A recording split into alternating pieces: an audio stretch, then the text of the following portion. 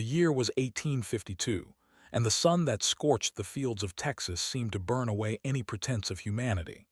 The air on the Sterling plantation wasn't just hot. It was a dense, metallic blanket that stifled breath and amplified silence. The land was flat, endless, a landscape of unforgiving dust and heat, mirroring the endless, unforgiving nature of the bondage that ruled it. Kalen existed here, a man who, by accident of his extraordinary build and raw strength, had been elevated to a position of unique visibility, and therefore unique peril. Kalen was a legend whispered among the quarters, a man carved from the same dark, hard wood as the old oaks that survived the Texas storms. His hands could snap thick timber, his back could carry the weight of 3 men. This strength was not his freedom, it was his curse. It meant his labor was prized, his frame scrutinized, and his life, particularly his ability to reproduce, was considered the master's most valuable commodity. He moved with a heavy, deliberate grace, his eyes often downcast, carrying the secret burden of knowing he was a prize animal, a breeding stud. His world, the only sacred space left, was Maeve. She was fire and quiet endurance, a woman whose spirit was sharp and whose smile was the only true sunlight Kalen ever saw. They had clung to each other in the quarters for 5 years, their bond a fierce, hidden rebellion against the laws of ownership. They had no children, a silent sorrow that was also a silent, terrifying defiance of the master's economic plan. The master, Mr. Elias Sterling, was not a man given to grand rages. He was worse, a precise accountant of suffering. Sterling was obsessed with bloodlines, seeing the mixing of the strongest assets as a necessary investment. For months, Sterling had watched Kalen and Maeve, calculating the profit margin of their potential offspring and observing the unnatural fact of Maeve's barrenness. He needed Kalen's strength. He needed Maeve's womb.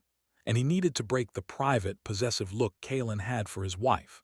The order came on a Saturday night. The slaves had gathered in the central yard, usually a time of exhausted, quiet peace, where the smoke of cooking fires offered a fleeting illusion of home. Sterling stood on the porch of the main house, backlit by the soft, warm light of his drawing room, a light that never reached the yard, surrounded by the overseer and his 2 adult sons, all drinking whiskey. It was a calculated performance of leisure and dominance. The air instantly froze when Sterling cleared his throat. His voice was smooth, carrying effortlessly across the yard, quiet yet absolute. It was the sound of a man reading a balance sheet.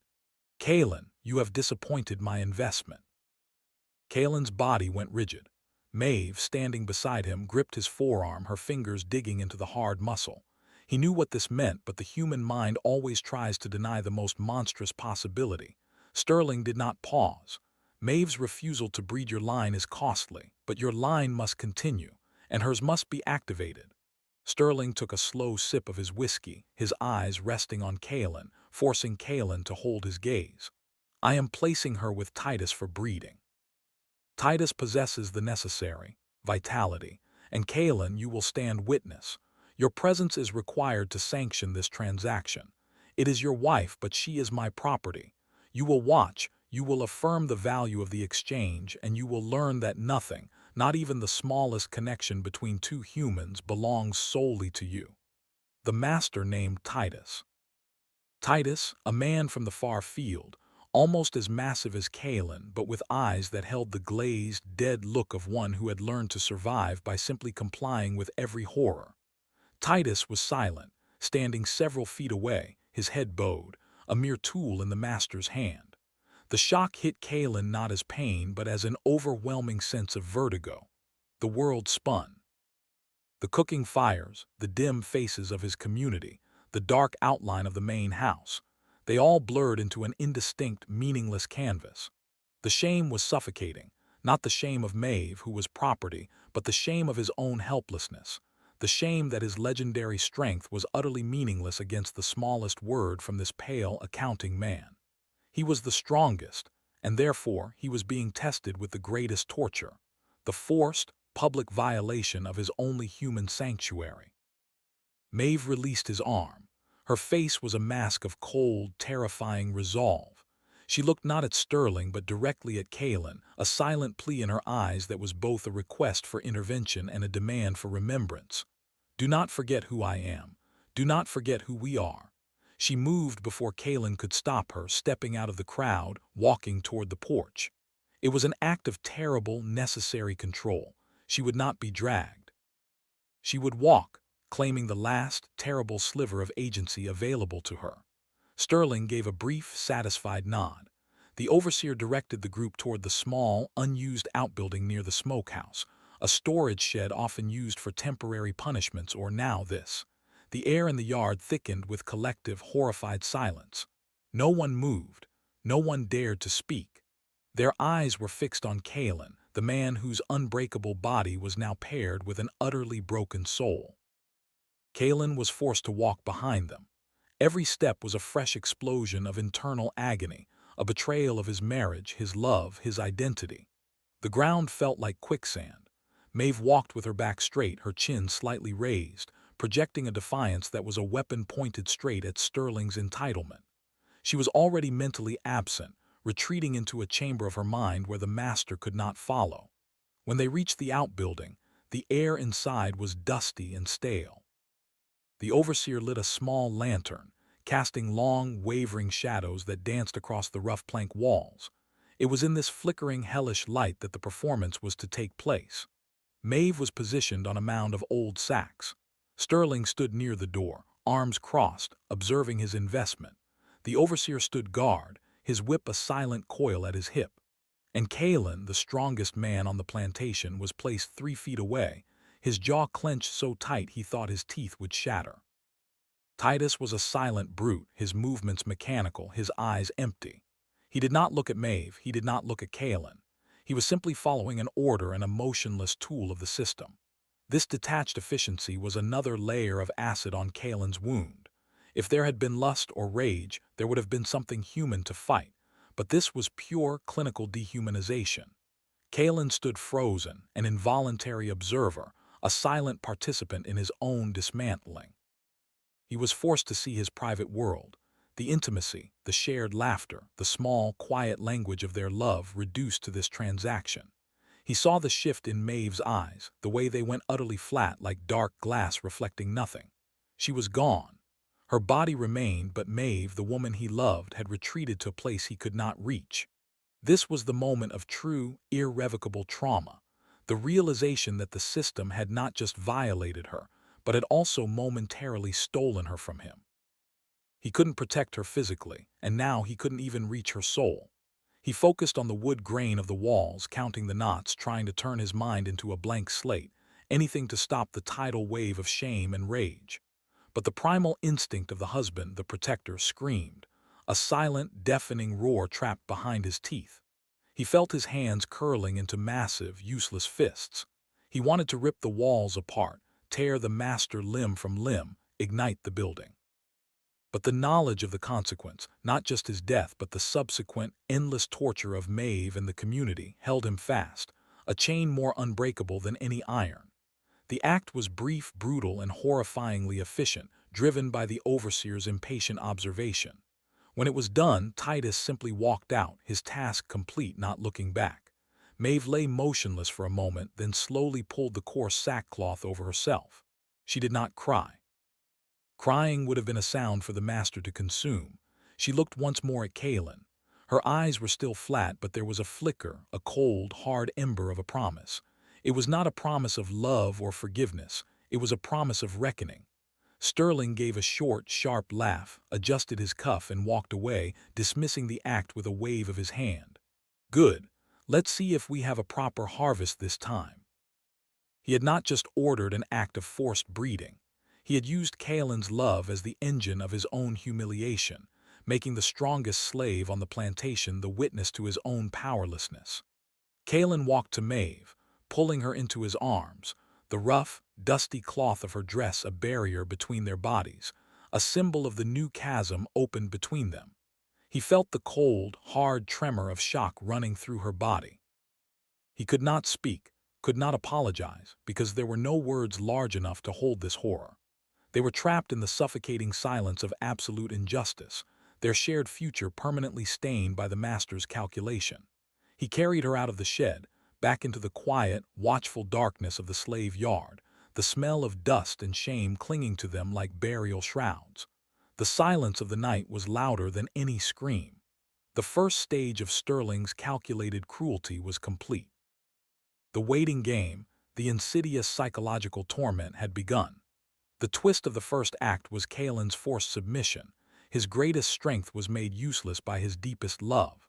The coming months were lived in the slow, grinding torment of anticipation. Maeve withdrew, retreating behind a wall of cold, silent efficiency. She did her tasks flawlessly, polished the master's furniture, and walked with a rigid straightness that dared anyone to look too closely. Her body was a shield protecting the truth, a shell where two futures warred. Kalen watched her, his soul raw and constantly bleeding, knowing that the greatest cruelty of the master's act was not the act itself, but the wedge of shame and violation driven between them. He desperately wanted to bridge the silence, to tell her he still saw her, not the property the master claimed. But the words were heavy, useless things. Maeve, for her part, focused only on survival. She had to deny the possibility of life growing within her, because to acknowledge it was to acknowledge the permanent, physical presence of the violation. She feared not the master's rage, but Kalen's broken pride. She feared the fire that she saw, cold and banked, deep in his eyes, the fire that his useless strength now contained. She knew that if that fire ever found a spark, it would consume everything, including the fragile remnants of their life together. The shadow of Titus, the silent tool, was always between them, even when they lay together at night, not touching, just two separate, rigid bodies side by side on the rough mattress. 3 months passed. The hot Texas autumn gave way to a brief, mild winter, and then came the confirmation. The swelling was faint but undeniable. The house cook, an old woman named Minta who knew the language of women's bodies better than any doctor, was the first to confirm it to Maeve, her face drawn taut with quiet sorrow. Maeve received the news not with despair, but with a cold, terrifying calm. The worst had happened. The master had won the physical battle. Sterling received the news with quiet satisfaction, treating it like a successful agricultural experiment. He now owned the child of the strongest man on his plantation, Kalen's blood and Titus's muscle, a guaranteed premium product. He began to parade Maeve, ensuring she received extra rations, a new, clean dress, treating her with the exaggerated care reserved only for valuable pregnant stock. This public display was the final, grinding humiliation for Kalen, a daily reminder that his strength had successfully bred the master's property. Kalen saw the change in Maeve. The cold resolve in her eyes deepened into something unyielding, something dangerous. The silence between them became a heavy, physical thing, a wall of rock that only a single, violent force could shatter. The presence of the child, Kalen's son, but conceived in horror, claimed by the master, was a living, growing insult. Kalen's rage, which he had successfully contained for months, began to leak out, a slow, dark poison that contaminated everything around him. He became more brutal in the field, swinging his axe with too much force, working until his muscles failed, desperate to feel physical exhaustion eclipse the emotional pain. He was building up a terrifying, unspent energy. He was searching for a way to make his strength useful again. One evening, Maeve finally broke the long silence. They were alone in their cabin. The lantern was dim, casting their shadows large and distorted on the wall. She didn't look at him. She stared straight ahead at the dark wood. "He says it is a boy." Kalen just nodded, a low, guttural sound escaping his throat. "He says the boy will be the strongest on Oakhaven, stronger than Titus, stronger than you." Her voice was monotone, chillingly empty of emotion. "He is naming him Elias after himself." This was the final strike, the naming of the child, the final, permanent claim. The master was trying to take Kalen's lineage and brand it with his own dominion. Kalen looked at Maeve, and in her eyes he saw not defeat but a flicker of the cold, hard ember from the night in the shed. She was telling him the truth. The child was the master's trophy. The fire that had been banked deep in Kalen's soul, the raw, trapped, powerful rage, suddenly roared to life. He saw the path now, the terrible, consuming logic of defiance. His strength could not stop the master's command, but it could enact a reckoning worthy of the betrayal. He understood Maeve's promise of reckoning. He reached out and gently placed his hand on Maeve's stomach, feeling the tiny, restless movement of the child claimed by Elias Sterling. The movement felt wrong, contaminated. He looked at Maeve. Her face, for the first time in months, softened slightly, a faint, sad acknowledgement of understanding. "The payment," Kalen whispered, the words rasping in his throat, "will be paid in kind. Not with flesh, but with the master's pride. Not with life, but with the fire he deserves." The violence would be absolute, definitive. He would use the strength he couldn't use to protect her to destroy the master's ultimate trophy. The plan, born of despair and absolute rage, began to take shape in the darkness. The weeks that followed were defined by Kalen's transformation from a broken man into a cold, methodical machine of retribution. The fire he had felt ignite in his soul wasn't a reckless blaze. It was a slow, controlled inferno, burning away everything unnecessary: fear, shame, hesitation, leaving only the purified, hard core of purpose. He understood that his strength, which had failed as a shield, must now serve as a hammer. His movements in the field changed. He still worked with punishing, superhuman energy, but now his gaze was constantly calculating. He no longer simply chopped wood. He studied its properties: which pieces burned hottest, which dried fastest, which were most resinous. He was building a mental inventory of kindling, a fuel reserve for the master's destruction. He spent his breaks walking the periphery of the main house, observing. He didn't look at the windows or the master, but at the structure itself. The dry timber of the walls, the access to the crawlspace where years of dry lint and dust had gathered, the hidden storage of oil and lamp fuel in the pantry shed just behind the kitchen. He was mapping the plantation not as a place of work, but as a fuse box waiting for the right connection. Maeve watched him, silent, her vigilance the only communication they needed. She saw the deadly focus in his eyes and knew the plan was no reckless fantasy. It was an inevitability. Her body, expanding slowly with the master's investment, became her own cage, a painful symbol of the cost of his revenge. Yet, the physical barrier of her pregnancy, the daily humiliation of being pampered for the master's benefit, only served to harden her resolve and confirm Kalen's path. Her quiet endurance was his permission, his unspoken warrant. Sterling, blinded by his own hubris, saw none of this. He was ecstatic. His breeding experiment was a success, confirming his own self-styled genius. Maeve was now 6 months along, and Sterling's public pride escalated into grotesque theater. He began bringing out his friends, neighboring planters and cotton speculators, to admire his prize asset. He would point to Maeve, describing the lineage, the mix of Kalen's raw power and the proven vitality of Titus. "The future of the Sterling line," he would boast, offering her hand to be patted by his drunken guests, forcing her to stand silent and stoic in her shame. One afternoon, the humiliation reached a critical mass. Sterling had gathered a group of men on the veranda, and Maeve was made to serve them lemonade. Sterling, holding a glass, gestured toward the swelling curve of her abdomen. "Look at that, gentlemen. 6 months. A strong boy, I warrant. I've already christened him Elias, my name, my property, my new strongest piece of equipment." He laughed, a high, brittle sound. "I tell you, Kalen," he called out to where Kalen was stacking logs 50 yards away, "this boy will make your strength look like a child's toy. You've done well, dog. You've guaranteed me a future heir in the fields." Kalen paused his work. The raw, heavy cedar log he was lifting felt impossibly light.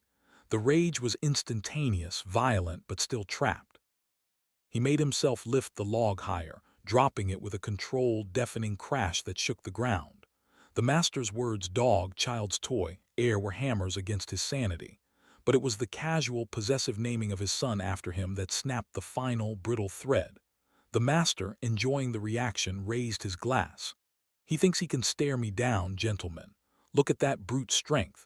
But all that power is mine to command. That fire in his eyes is just steam I generate." That night Kalen moved. His strength was his stealth. Under the cover of the new moon, he began his preparations in earnest. He stole rags from the laundry, soaking them in the pitch and turpentine used for wood preservation. He carried the resinous kindling he had meticulously gathered over weeks, hidden beneath a pile of field waste, and placed it beneath the main house, deep in the dust-filled crawlspace where the old foundations met the dry earth. He didn't just place wood. He created channels, veins of fuel leading directly to the center of the house, ensuring the blaze would catch quickly and spread inward, trapping those inside. His mind was cold, operating on logistics alone. He knew the master, his wife, and his two lazy sons slept in the east wing, the oldest section of the house, built entirely of dry cedar. He knew exactly where the servant stairwell was. Maeve, who still worked in the house, would be his eyes, his final confirmation. But he had to ensure her safety and his own immediately after the act. When he returned to the cabin, Maeve was sitting on the mattress, waiting. She had lit the lantern, leaving it low. He said nothing. He didn't need to confess his night's work. She looked at his hands. They were smeared with grime, pitch, and the dark red Texas clay. She inhaled slowly, catching the faint, acrid smell of turpentine and resin that clung to his clothes. She knew. Maeve stood up, moving with a heavy, difficult grace. She walked to the small corner where their tools and meager belongings were kept. She opened a wooden box and took out a small, rough sketch she had drawn months ago, a detailed layout of the master's wing, showing the locations of the master's safe, the main windows, and the location of the spare key to the outside storage lock. She handed it to Kalen, her eyes meeting his for the first time in weeks, completely clear, completely resolute. "They keep the lantern oil for the upstairs lamps in the cellar entrance closet," she whispered, her voice low and steady. "It's dry kindling, Kalen. It will go quick." It wasn't a question or a plea. It was an expansion of his plan, a contribution to the execution. Her silent suffering, her months of forced public endurance were not wasted. She had mapped his weakness, locating the critical fuel source. In that moment, the final, agonizing psychological barrier between them dissolved. The master's act had failed to break their bond. Instead, it had forged it into a shared, terrifying conspiracy of fire. They were one will directed toward one violent end. Kalen took the map, holding the fragile paper as if it were carved from stone. He didn't thank her. He didn't apologize for the monstrous act he was about to commit, the act that would surely consume him. He looked at the swelling life inside her, the child named Elias, and then back into Maeve's eyes. In the dim light, he gently cupped her face. His hand was rough, calloused, but steady. "When the wind is right," he whispered, a promise and a vow, "you move to Minta, do not look back." He would pay the master not with his shame, but with the fire he had banked for too long. The payment would be absolute. The time for silent suffering was over. The time for reckoning was near. The wind was right exactly 7 days later.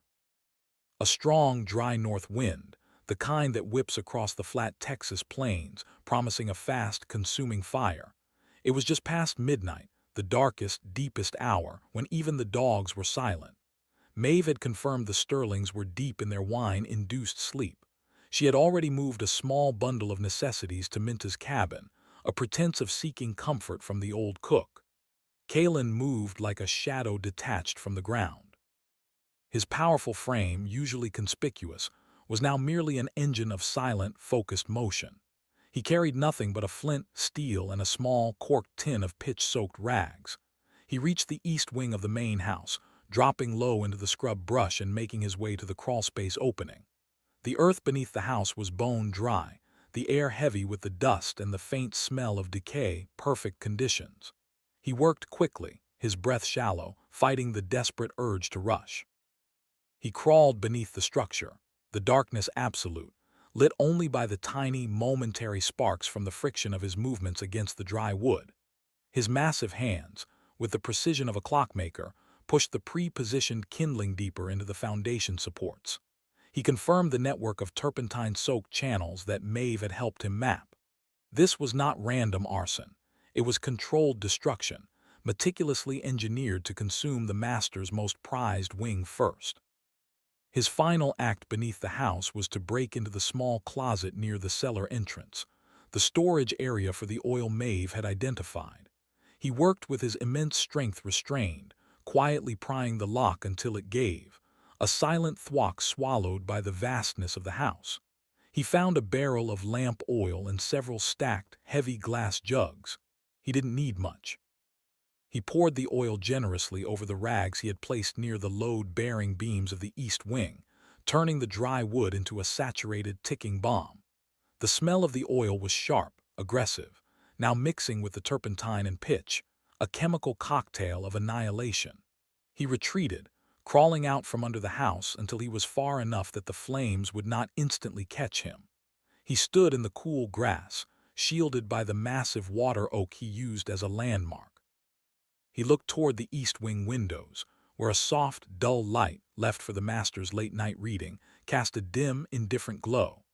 Kalen struck the flint and steel. The first spark was a momentary burst of pure, blinding light against the darkness. He caught the spark on the dried tinder he held, blowing gently. A small, orange flower of flame bloomed in his cupped hands. This small, fragile fire, barely bigger than a candle wick, was the terrible focus of all his months of contained rage. He used a long piece of resinous pine to carry the flame, crawling back forward just enough to touch the burning ember to the first rag tucked deep into the oil-soaked kindling. He did not wait. He stood, turning his back on the small, flickering light beneath the house, and began running toward the scrubland that bordered the plantation, moving with the terrifying speed only his body could generate. He ran until the house was just a dark, squat shape against the horizon, but he did not stop there. He ran for minutes, his lungs burning, his muscles working like pistons, putting distance and safety between the act and the actor. When he finally stopped, dropping to his knees on a small, dusty ridge overlooking the plantation, the wind immediately hit his face, carrying the scent of dry earth and faintly the unmistakable sharp smell of burning pitch. He turned back. The east wing was already ablaze. The old, dry cedar, saturated with oil and turpentine, caught with terrifying speed. The fire was not a creeping flame. It was an instantaneous, hungry roar. Yellow and orange fire poured out of the ground floor windows, licking up the dry siding. The flames, caught by the north wind, were immediately sucked sideways, devouring the master's entire sleeping quarter in minutes. The structure was collapsing inward, the crackling of the wood now audible even from this distance, a sound like 1,000 angry whips being cracked simultaneously. The noise reached the quarters first. A woman's high, piercing scream cut through the night, followed by shouts, the chaotic sound of bare feet hitting the hard ground, and the panicked braying of the livestock. Kalen saw dim figures running out of the quarters, but their focus was not yet the house. It was confusion. Then the main sound arrived. The agonizing, drawn-out, furious shouts from the east wing. It was Elias Sterling. Kalen recognized the precise pitch of the master's voice, not the calm, calculating tone of command, but a sound choked with panic and disbelief. The master was trapped. He was yelling for help, for water, for rescue. But the wind was too strong, the fire too swift, and the east wing was too isolated. Sterling, his wife, and his sons had been cut off by the fire's speed, forced out onto the small, second-floor balcony where they kept a decorative birdcage. Kalen watched, his heart a stone in his chest, his gaze locked on the flickering scene. The true climax arrived in the agonizing moments that followed. Sterling, instead of trying to save his wife or sons, was seen desperately scrambling back into the burning room, only to emerge moments later, not with a family member but with a small, iron-bound chest, the safe, the keeper of his ledgers and wealth. He stood on the burning balcony, holding the heavy box, his face illuminated by the furious orange light, realizing he was trapped. He had saved his ledger, his accounting, his property on paper, but the property in flesh, the source of his dominion, was already engulfed. Then Kalen saw the profound, final, and devastating twist of the master's payment. Sterling screamed one last time, a sound of absolute terror and realization, not for his life, but for the future he had just named. The boy is lost, my heir. The master was not screaming about the destruction of his family. He was screaming about the destruction of the investment, the unborn child named Elias, the trophy, the guaranteed future source of strength that Kalen's rage had incinerated. Kalen felt a cold, terrible satisfaction settle over him. He had paid the master in the only currency Sterling truly understood, the utter, irrevocable loss of projected profit and pride. The strongest man on the plantation had finally used his strength, not to swing an axe, but to light a fire that burned away the master's future. The balcony gave way with a horrific, splintering crash. The house was now an open, roaring maw of fire, its heat pushing the crowd of shocked, silent slaves far back into the yard. Kalen stayed until the flames peaked, casting the distant quarters in a bright, macabre red light, illuminating the shocked, dark faces of the people. He saw Maeve's figure, small and still, standing outside Minta's cabin, her face turned toward the blaze. She was safe. The payment was complete. The strength he couldn't use to shield her had been used instead as the engine of his terrible reckoning. He turned and fled into the darkness, disappearing into the dense Texas scrub. He was not just running from the master's justice. He was running into the unknown, carrying only the memory of the fire and the knowledge of his terrible, necessary act. The silence of the open land swallowed him whole. The fugitive life was defined by two constants, silence and hunger. Kalen, the man whose strength was legendary, found himself reduced to an animal's existence, driven by the most primal needs. The flat, scrubby Texas plains, which had once been a view of monotonous labor, became a vast, terrifying, open prison. His great strength, built for chopping cotton and lifting bales, was too clumsy for stealth, too visible for safety. Every footfall was too heavy, every rustle in the brush too loud. He subsisted on raw roots, meager catches of small game, and stolen water from remote creeks. He found refuge in the tangled thickets of mesquite and the dense cover of river bottoms, never settling in one place for long.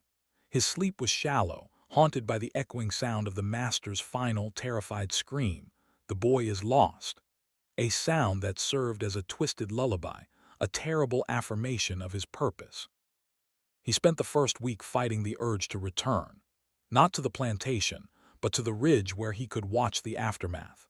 He had to know Maeve was truly gone, that the conspiracy of fire had not consumed her as well. He knew that even if he escaped, the full fury of the state of Texas would descend upon the Sterling plantation, not just to find him, but to terrorize the enslaved community into revealing his path. His act was a hurricane. Maeve was now standing in the center of the resulting devastation. The news, carried slowly and secretly by field hands passing between remote properties, eventually reached him. Sterling survived barely, suffering severe burns to his arms and face. His wife and sons, trapped in the East Wing, perished in the immediate collapse. The master was reduced to a ruined husk, physically and financially crippled, clutching the singed ledger he had saved. The plantation was in chaos, ruled now by a vengeful, burned tyrant obsessed with tracking the brute who had destroyed his entire future, his family, his home, and his priceless, unborn heir. The terror on the Sterling plantation was swift and absolute. Maeve, being the one who served in the house and was visibly pregnant with the master's prized stock, became the focal point of Sterling's vengeful, insane scrutiny. Maeve did not break. She followed the plan, maintaining the facade of sorrow and shock, her quiet strength her only defense.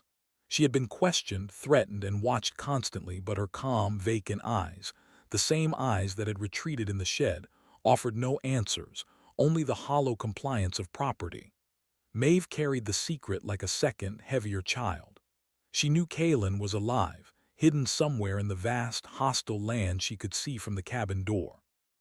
Her public grief over the loss of Elias Sterling and his family was a perfect performance, calculated to save herself and Kalen's only hope, the child she still carried. The destruction of the master's projected heir, the child named Elias, was complete, but the actual child, Kalen's potential son, was still a vulnerable, ticking clock inside her.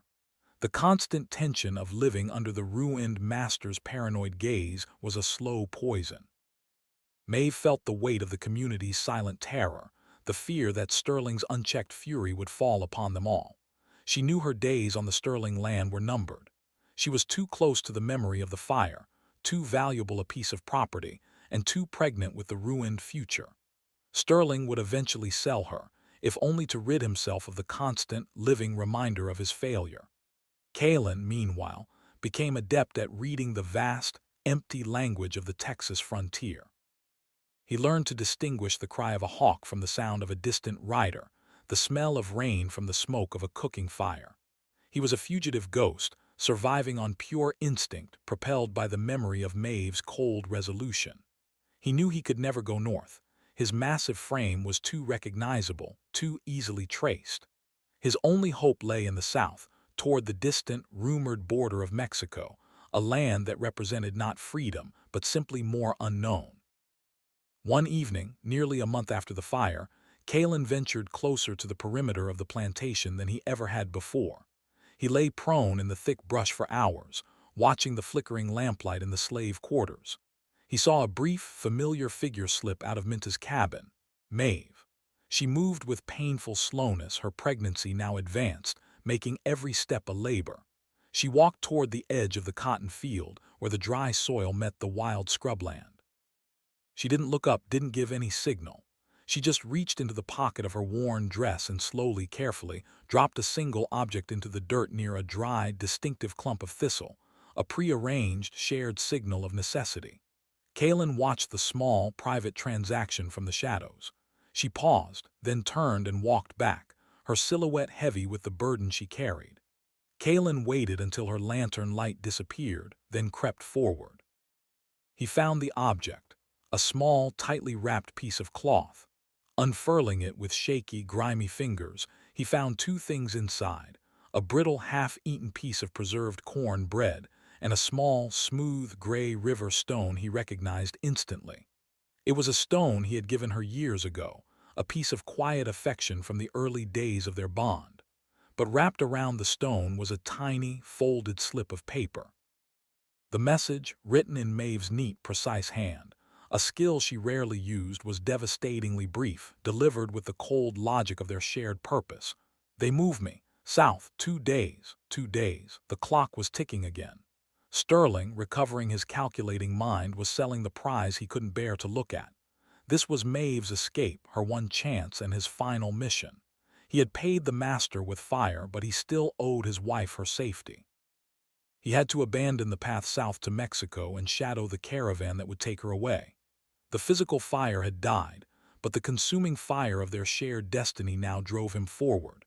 Kalen ate the corn bread quickly, tasting the faint sweetness of molasses, a comfort she had risked her life to pass to him. He felt the cold, hard weight of the stone in his palm. It was his anchor, the physical reminder of the enduring humanity that the master had tried and failed to break.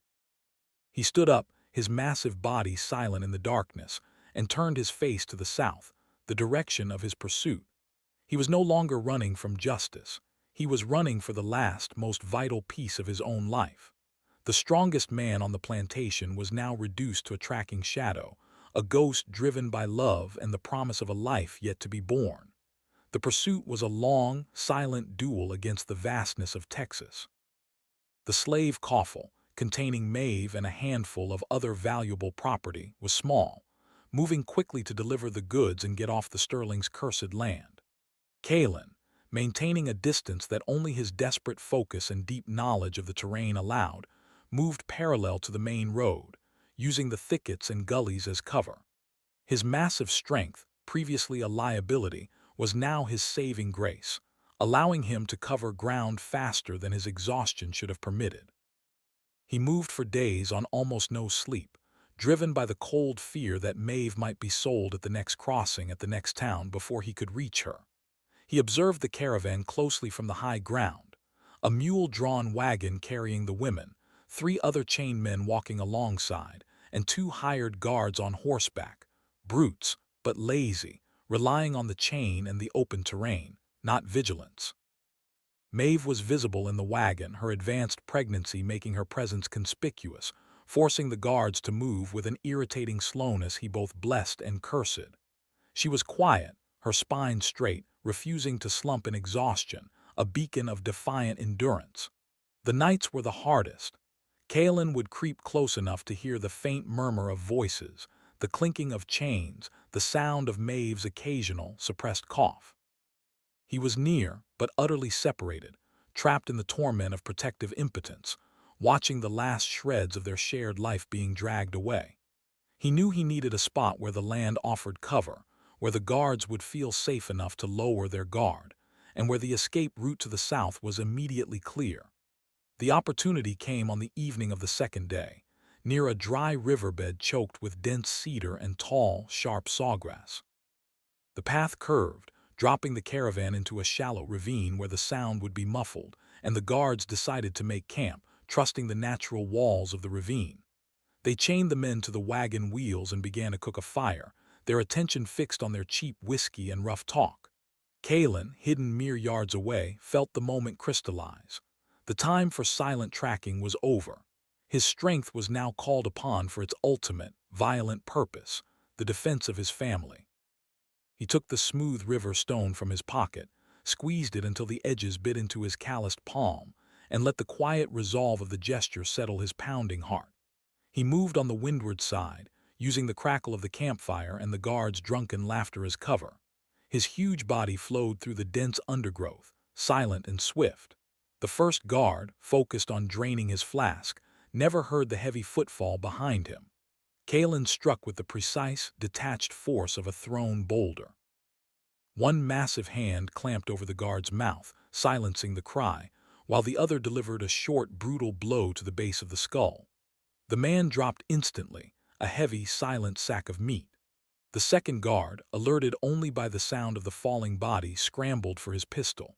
But Kalen was already moving, an apparition of pure, devastating power. He crossed the firelight in a single, terrifying stride, his momentum overwhelming. He didn't use the full force of his rage, but a controlled burst of power designed to disable, not shatter, knowing he had to conserve his energy for the flight ahead. The guard's pistol went off harmlessly into the sky as Kalen slammed his forearm into the man's throat, crushing his windpipe and sending him collapsing backward into the dying campfire, extinguishing the flames with his body. The sudden violence released the men chained to the wagon wheels. They stared in terrified, silent shock at the giant standing over the fallen guards. Kalen didn't look at them. He moved straight to the wagon, his eyes locked on Maeve. Maeve was sitting bolt upright, her eyes wide, but her gaze was not on the fallen men. It was on Kalen, and in her eyes the flat, dead expression of the last months was gone, replaced by a desperate maternal terror that was not for herself. "Kalen," she gasped, her voice thick, urgent. "It's time, the wagon." The rough road, the realization hit him with the force of a physical blow. The chase, the fear, the brutal motion, it had triggered the birth. Maeve was already contracting, her body trembling with a pain that had nothing to do with the master's whip or the violation of the shed. This was life forcing its way out, demanding its own reckoning in the heart of the chaos he had created. Kalen ripped the ropes securing the wagon canvas, his fingers working frantically. He reached in, his huge hands gentle but urgent, pulling Maeve out, supporting her heavy, straining body. The other men, seeing their chance, scrambled away, melting into the darkness of the ravine, leaving Kalen and Maeve alone with the bodies and the looming silence. They stumbled away from the wreck, Kalen half carrying Maeve deep into the thicket, away from the path. He found a small, sheltered pocket of soft, dry earth beneath a cluster of mesquite trees. The night was cold, the air sharp. Maeve was gripped by a sudden, intense wave of pain, her breath leaving her in a harsh, guttural cry that she made no effort to suppress. This was a human sound, a real sound, far more powerful than the master's screams or the crack of the whip. Kalen was terrified. This was a force far greater than Sterling's power, far beyond his physical strength. He was the strongest man on the plantation, yet completely helpless against this primal, unstoppable process. He looked at Maeve, her face slick with sweat and pain, her eyes holding his with a fierce, unwavering intensity.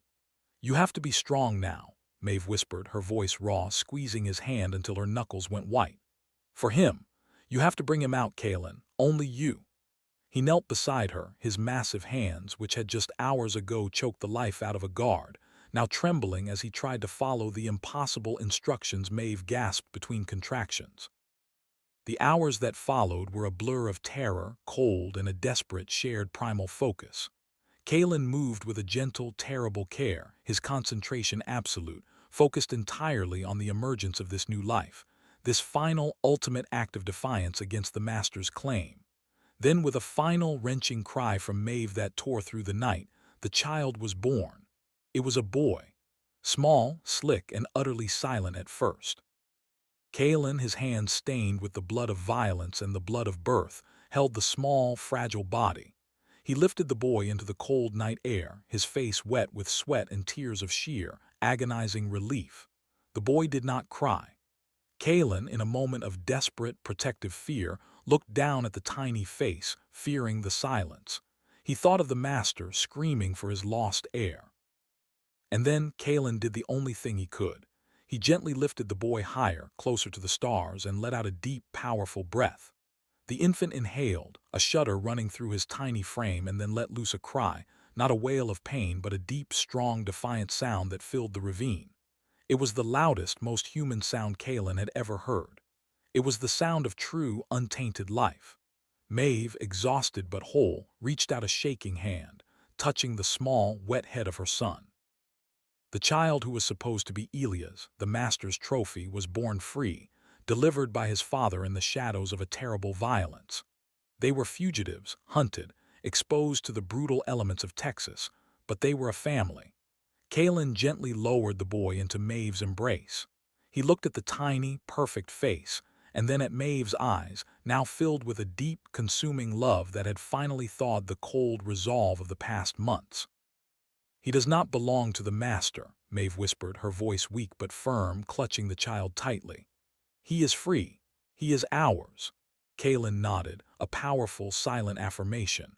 He would never be free from the mark of the fire or the violence he enacted, but in this ravine, holding this child, he had achieved something the master could never touch: the unbought, unquantifiable life of his own son. He named the boy River, for the sound of the water that ran against the stone, the sound that was the opposite of the whip and the flame. He wrapped Maeve and River in the coarse blanket he had prepared. The fugitive life lay ahead, treacherous and long, toward the distant, unseen border. But Kalen was no longer running from fear. He was walking for the life he now held. His strength was finally redeemed, used not to chop wood or enforce obedience, but to forge a sanctuary in the wilderness. The end moral is this: true strength is not the power to destroy an oppressor's body, but the courage to defy his system and ensure that life, fiercely and completely, belongs only to the free soul.